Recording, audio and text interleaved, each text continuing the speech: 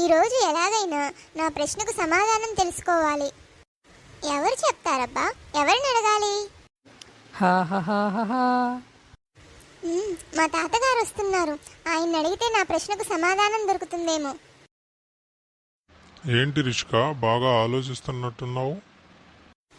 ఏం లేదు తాతగారు, నాకు ఒక ప్రశ్న వచ్చింది. నాకు దానికి సమాధానం దొరకట్లేదు. మీరైనా చెప్తారా దానికి సమాధానం? సరే చెప్తాను పదా. సరే ఇక్కడ కూర్చో, మాట్లాడుకుందాం. ఇప్పుడు చెప్పు, ఏంటి నీ డౌటు? అది తాతగారు, నా డౌట్ ఏమిటంటే స్కూల్లో మా మాస్టారు రవి గురించి ఇలా అన్నాడు. ఏమన్నాడో చెప్పు.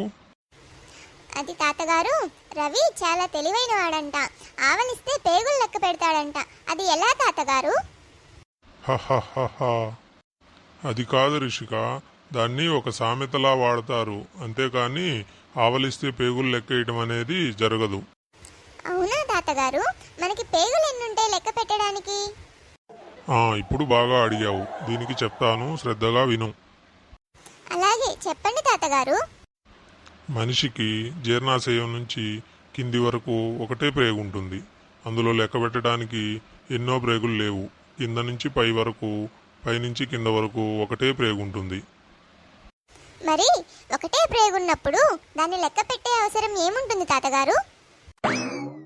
అలా ఎవరైనా పేగులు లెక్క పెడుతున్నారంటే వాడెంతో తెలివి తక్కువ వాడని అర్థం.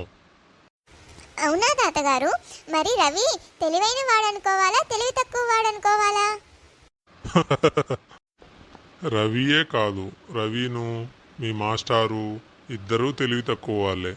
ఎందుకంటే మనిషికి ఒకటే పేగు ఉంటుంది. దాన్ని లెక్కేస్తున్నారంటే వాళ్ళెంతో తెలివి తక్కువ వాళ్ళని మనం అర్థం చేసుకోవాలి. అవును తాతగారు, మీరు చెప్తుంటే నిజమే అనిపిస్తుంది. మనిషికి ఒక పేగే కదా ఉండేది. మరి దాన్ని లెక్క పెడుతున్నారంటే తెలివి తక్కువ వారనే కదా అర్థం.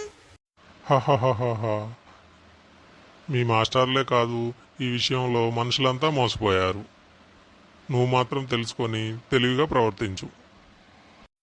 అలాగే తాతగారు, ఇవాళ నాకు అద్భుతమైన విషయం తెలియచేశారు. ఇక నేను ఇంటికి వెళ్తాను. బాయ్. ఓకే రిష్కమ్మ, బాయ్.